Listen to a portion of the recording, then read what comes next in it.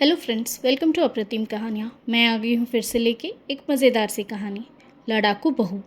कानपुरा शहर के बीचों बीच एक मोहल्ला था जहाँ हर रोज़ लोग आराम से नहीं बल्कि सिमरन के झगड़े की आवाज़ से उठते थे। सिमरन और रवि की नई नई शादी हुई थी। शुरू शुरू में सबको लगता था कि दोनों की जोड़ी बहुत प्यारी है, लेकिन जैसे जैसे दिन बीतते गए मोहल्ले वालों ने नोटिस किया कि उनके घर से हर रोज़ तुम सही हो, नहीं तुम गलत हो जैसी आवाज़ें आती रहती है। सुबह 7 बजे रवि ने बड़े प्यार से उसके और सिमरन के लिए चाय बनाई। सिमरन, जल्दी आओ। देखो, गर्मा गर्म चाय तैयार है। सिमरन चाय का पहला घूंट पीते ही अरे अरे, इसमें तो कितनी कम चीनी है। और ऐसे ही शुरू हो जाता है चीखना चिल्लाना। तुम्हें आज तक मेरे लिए चाय बनाना भी नहीं आता। तुम्हें मेरी पसंद का पता ही नहीं। और ये तू मैं इतना तेज़ होता कि मोहल्ले वालों को भी सुनाई देता है। कभी अगर रवि टीवी पे न्यूज़ देख रहा हो तो ये मेरा भी घर है। हाँ, पता है। अगर पता है तो न्यूज़ क्यों लगाया? क्या मैं अपने मन से कुछ देख भी नहीं सकती? देखती तो हो। मैं तो बस आधा घंटा ही तो देखता हूँ। फिर देखते रहना तुम अपना सीरियल। तुम्हें तो मेरा सीरियल देखना कभी अच्छा लगता ही नहीं। मैंने ऐसा कब कहा? तुम तो बस मुझे रुलाना जानते हो। और ये बोल वो ज़ोर ज़ोर से रोने लग गई। सिमरन की ये लड़ने की आदत तो इतनी ज़्यादा थी कि अगर रवि छींक भी दे तो देखो, मुझे परेशान करने के लिए जानबूझकर छींक रहे हो। मोहल्ले वाले कहते। भाई, इनके घर में तो हमेशा झगड़ा होता रहता है। चाहे इनके घर का बिजली का बिल कम आता हो, लेकिन झगड़े का साउंड हमेशा फुल वॉल्यूम पर होता है। धीरे धीरे सिमरन पूरे मोहल्ले में लड़ाकू बहू के नाम से मशहूर हो गई थी। उसे सब वही नाम से बुलाने लगे थे। रवि को ये सब बिल्कुल अच्छा नहीं लग रहा था, पर वो करता भी क्या।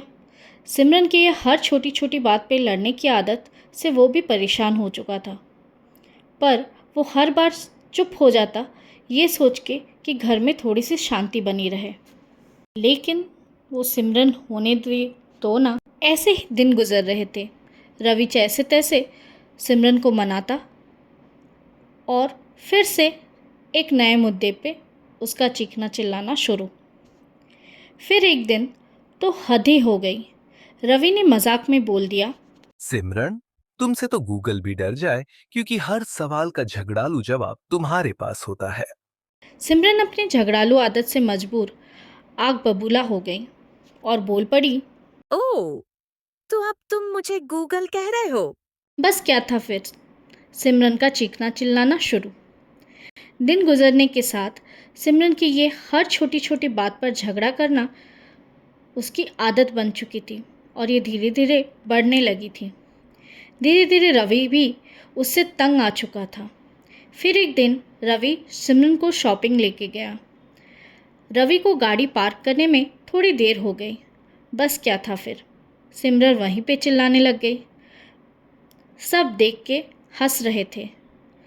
रवि को बहुत शर्मिंदगी महसूस हुई। वो वहाँ तो कुछ नहीं कर पाया, चुपचाप घर वापस आ गए। लेकिन उस दिन रवि को बहुत बुरा लगा था और गुस्से में उसने कह दिया, तुम अगर ऐसे ही झगड़ती रहोगी तो एक काम करो, तुम अपने मायके चली जाओ और मुझसे तो बात बिल्कुल मत करो। मैं अब और नहीं रह सकता इस तरह। गुस्से में सिमरन ने भी हाँ कर दिया। पूरे घर में मानो सन्नाटा सा छा गया। दोनों ने बात करना बंद कर दिया था। फिर एक दिन जब सिमरन अपने दोस्त के घर गई, उसने देखा कि कैसे उसकी सहेली और उसका पति एक दूसरे को हंसी मजाक करते संभाल लेते थे।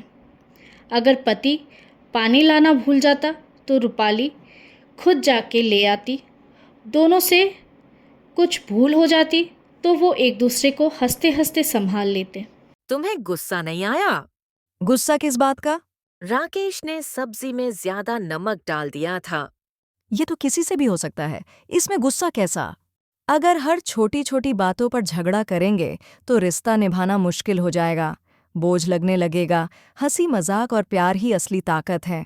सिमरन को रूपाली की बात सुन झटका लगा। वो सोचने लगी, मैं क्यों हर छोटी बात को इतना बड़ा बनाती हूँ? मेरी वजह से तो हमारी हंसी खुशी की जिंदगी मुश्किल में आ गई है। रब्बी भी मुझसे तंग आ चुके हैं। सब मेरी गलती है।